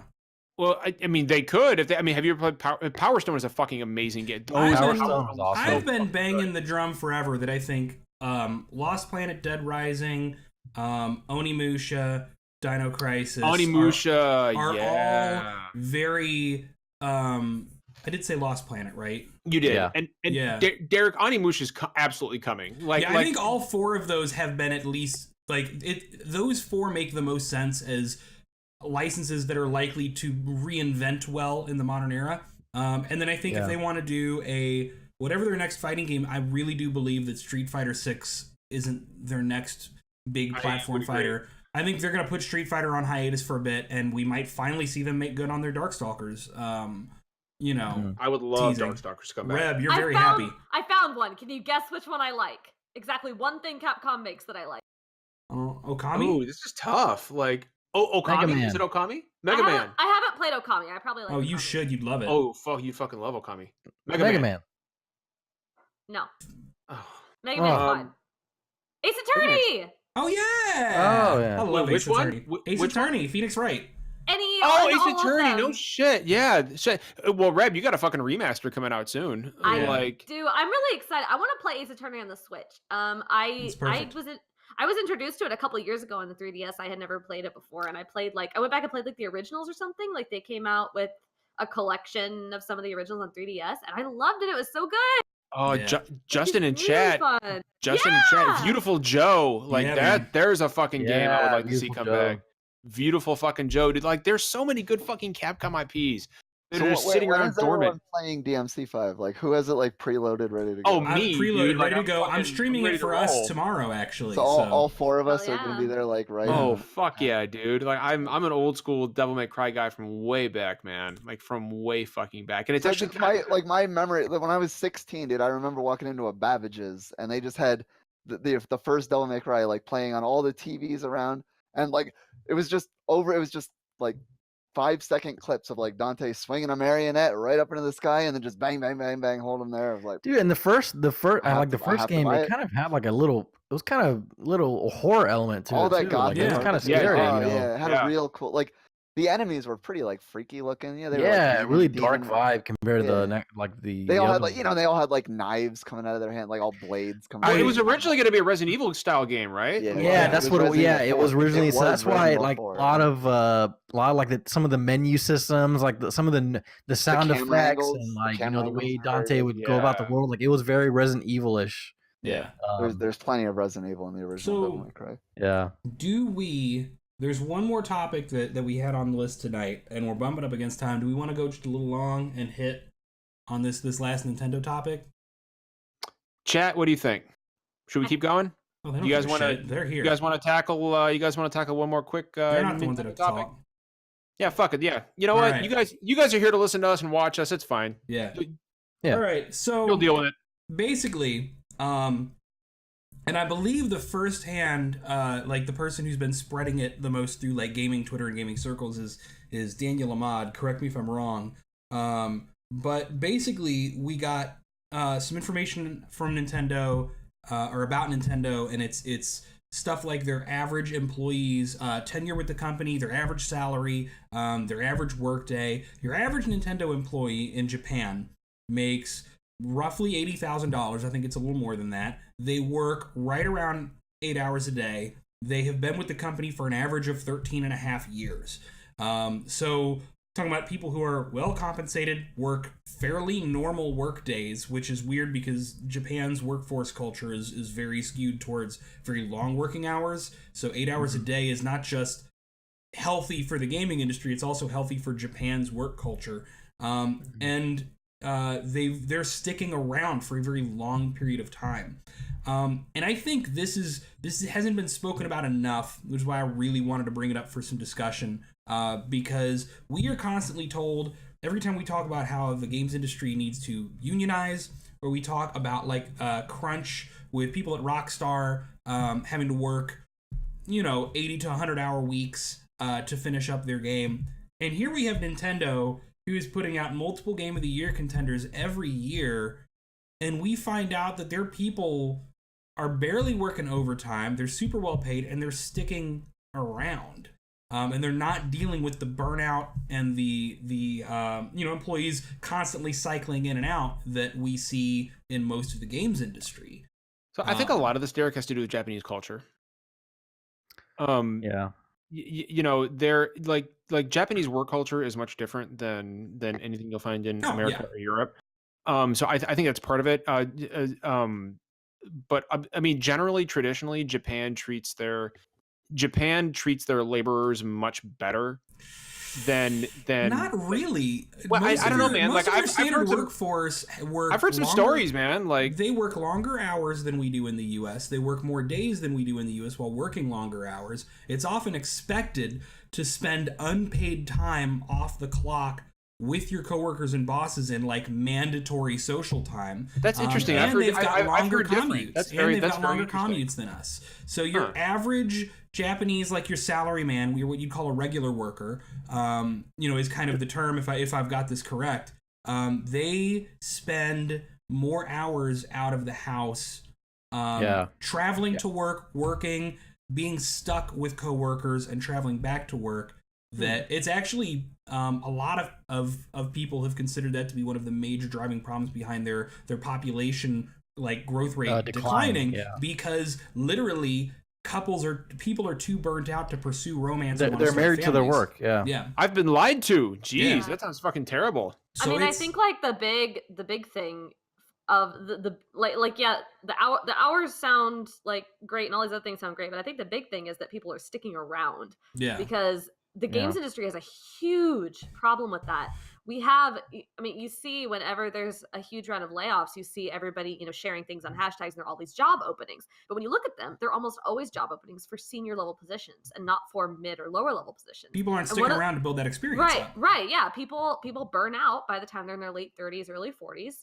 And they take their skills in art or programming or whatever else they have, and they go work in some other industry where they can work normal 8-hour days, probably make more money, not have to crunch, not have to overtime and see their families. And so we lose that senior level experience because people burn out and they quit. And then there's all these, entry level people coming in that really want to work in video games, but there aren't jobs for them. So that seems to be like a huge problem in the gaming industry in general. But then you have this report from Nintendo Japan that people are sticking around for years and for good pay and normal hours. That could be like a cultural thing. I don't know that you just because I think sticking around kind of is because in Japan you're kind of expected to get on with a good company and stay there for life. I don't know how that compares against the rest of Japanese game developers, but even if we disregard like if it was that bad, people would be leaving. And they're still working shorter hours than is normal for Japanese work culture, and is normal for gaming work culture, period. And like you said... what is this then, Derek? So what's the deal with Nintendo then? Because it sounds like a fucking utopia. Well, it's not necessarily utopia, trust me. Like, any workplace is just a workplace. And I think the way to frame this, people are going to want to take this conversation and turn it into, look at how cool Nintendo is, and turn it into company wars, and Nintendo is better than X other company or X other platform holder. And I don't think that's the correct way to look at this. I think that this needs to be looked at as an example of whenever we get gaslit, basically, that the way gaming workforce culture has to be this way. That's absolutely not true, and it's an example of Nintendo is clearly keeping on experienced talent, and that's why when Nintendo is pushing out several incredibly well-received games a year that are oftentimes, huge in scope, basically free of bugs, run nearly beautifully. I mean, like, when's the last time you heard about a review of a Nintendo game where there were major performance issues or bugs? It's been a long time. And it's because I think it's obvious that it's because they have experienced talent who know how to avoid making those mistakes in the first place or catch them when they see them. And when you're constantly cycling out fresh, college grads in and out, and what the average game industry worker in the US stays around for 3 projects before they leave for good. And they usually move into general software development, which pays much, much better than the games industry does. So then because we've got that constant cycling, you don't have as many like years of experience on any given project. I think what's kind of interesting along those lines too is, and I'm pulling things out of my butt, but I'm sure that I read this somewhere. I think it was Reggie who said at one point when asked kind of on this topic that when they find themselves, pushing up against a deadline, they hire more people. and they, instead of, making people crunch. And it seems like, just from this report and from other things I've heard, that they have maybe a better handle on how many people they need to do what, and then how long those people need to be around for. Like, I've seen a lot of contract positions. It's not that they don't hire out temporary work, but it's those positions are specifically defined as contract work. And when they hire on, they don't just hire on full-time people to fire them, a year later. That doesn't seem to be, you don't hear about mass layoffs at Nintendo.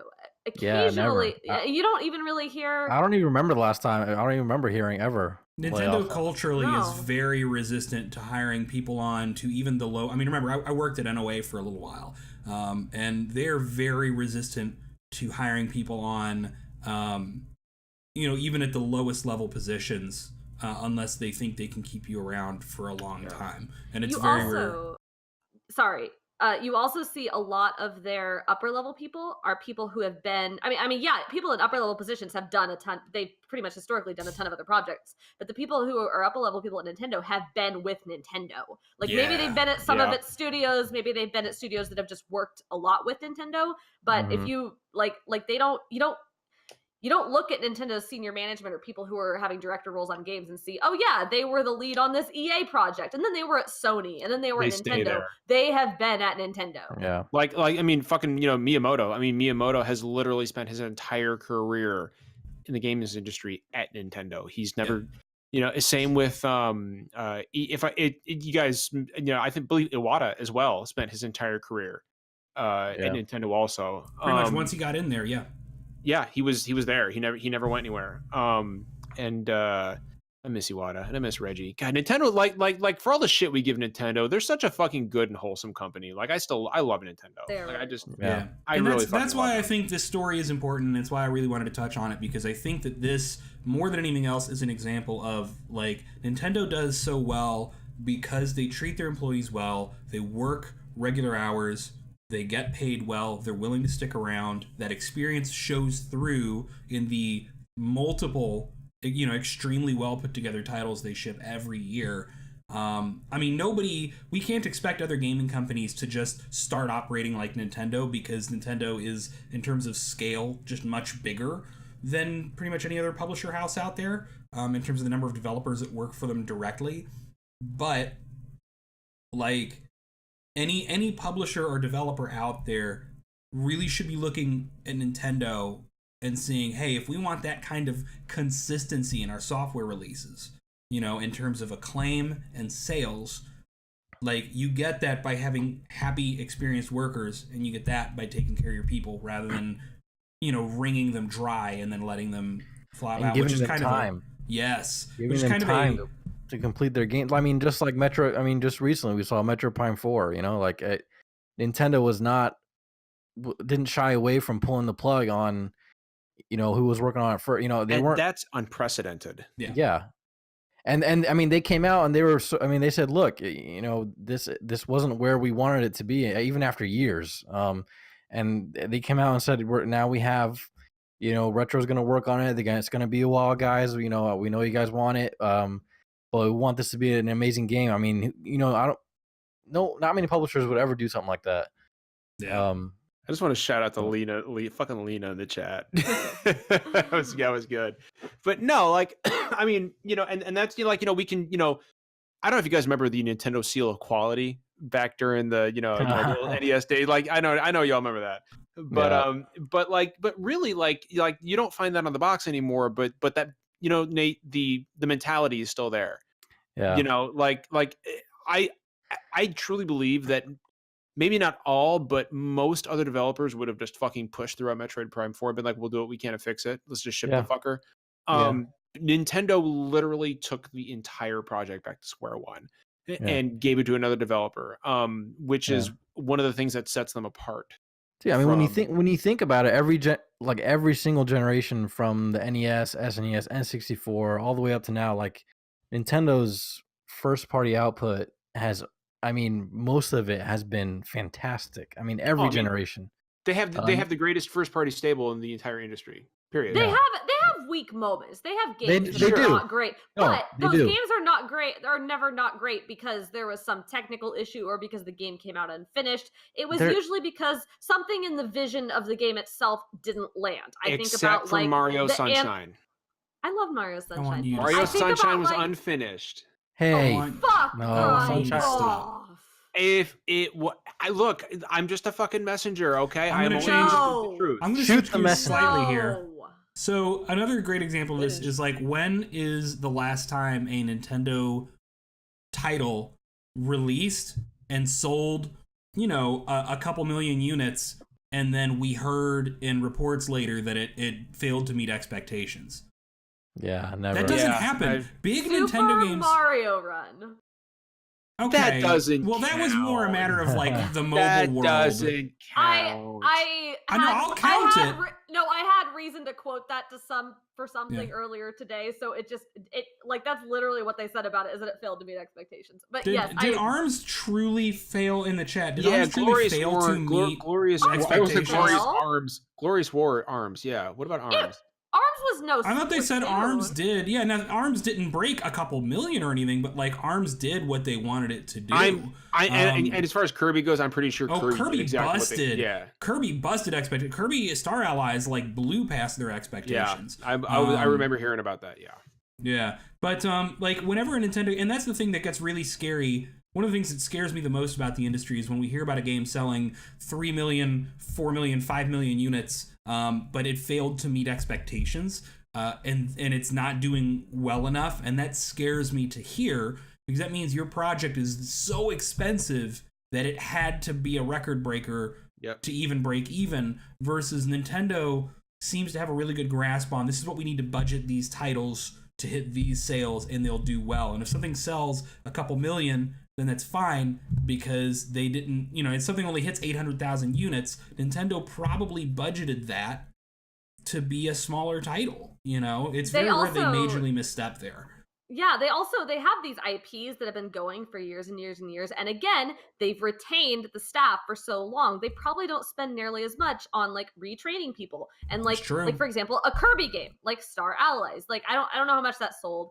You said it like a couple million, whatever. It's only a few million. They probably have like and a few million. That sounds great to me. That probably isn't great for other franchises, but I bet they had like a huge chunk of their staff working on the game who had worked on a bunch of Kirby games before, and some of those people had probably maybe not worked on a Kirby game, but had worked on like other Switch games or platformers. So they have like all of this experience on this game. It probably took fewer labor hours to make that game than, because people just know what they're doing. They've already got like art and assets that they've been, working on and prototyping forever. I'm sure stuff gets come up with and scrapped all the time and then moved into other games. Like, I mean, they have kind of this tight ship going on over there, and it's really impressive. And I sometimes sit there and kind of like wish they would come out with more first party new IP, things like ARMS and Splatoon. But when I think, how inventive they try to be for the most part with the IP they've already established, then it's maybe fine. Like, they seem to be doing well over there, and like Mario's not going anywhere. Everyone loves Mario. They come out with a new Mario game, it's the same damn thing every time, and people buy it. So like, good job, Nintendo.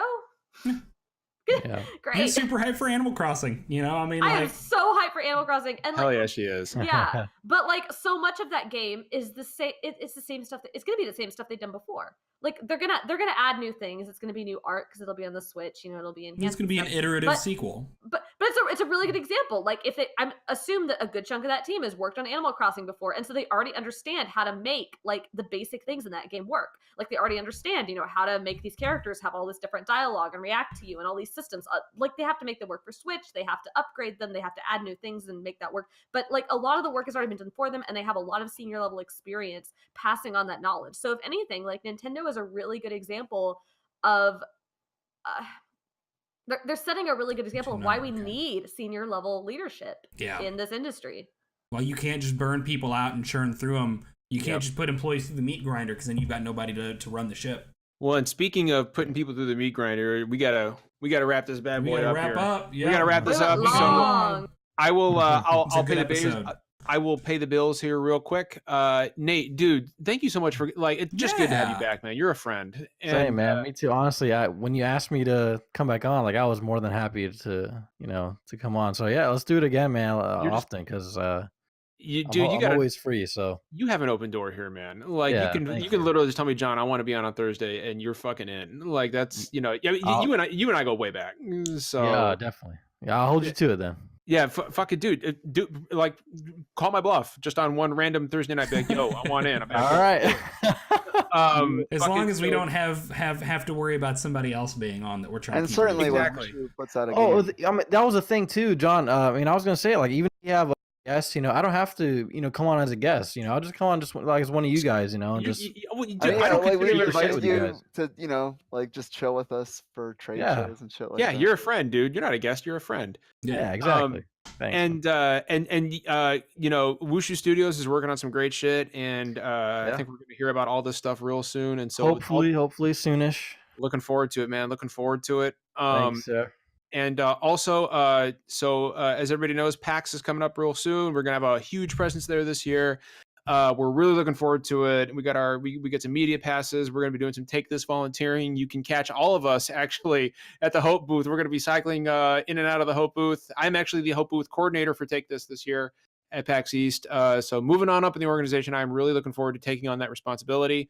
It's gonna be great. And if you guys did you get the bell?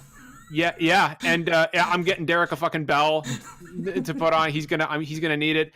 And if any of you are gonna be at PAX, please let us know. We'd love to see you and talk with you and hang out with you. Also, is super cool announcement. Tell you what I'll do. We got a huge announcement next Thursday about a guest coming on in April. But you got to tune in next Thursday to find out who's going to join us on April 11th. Shrewd bastard. It's going to be kind of cool, man. It's going to be a kind of cool announcement. And so if y'all want to join us next Thursday night, you can find out who will be joining us on April 11th on SDGC. Really, really happy to have this individual on. That's funny, really, John. Really excited. Yeah, it's pretty funny. I'm really excited to tell you all about this funny announcement. It's going to be fantastic. But anyway, Justin's got your number, man. This is peak games industry. Does anybody have anything that they want to add before we get going here? This is the smallest, it's the biggest of long shots. On March 30th, I believe that's a Saturday. Yes. I doubt that there's anybody in chat who's remotely in the area. But I know that Kind of Funny is doing a meet and greet in Kansas City that day, and I'm going to be at that. So if you're going to that anyway, I know someone from Arkansas was DMing me and telling me they were coming to it. So I guess people are traveling from out of state to go to it. So if anyone is going to that, I'm going to that too. You should come. Yeah, do it, please. Nice. And no one ever comes to Orlando. No one lives in the Midwest, so no one cares about Florida. No. And I care about Florida. But anyway, we'll go ahead and get out of here. Please tune in next Thursday for our kind of cool, pretty funny announcement about an upcoming guest. And until then, it's not always poetry. We don't always agree, but we always keep it real. So we'll see you guys next Thursday.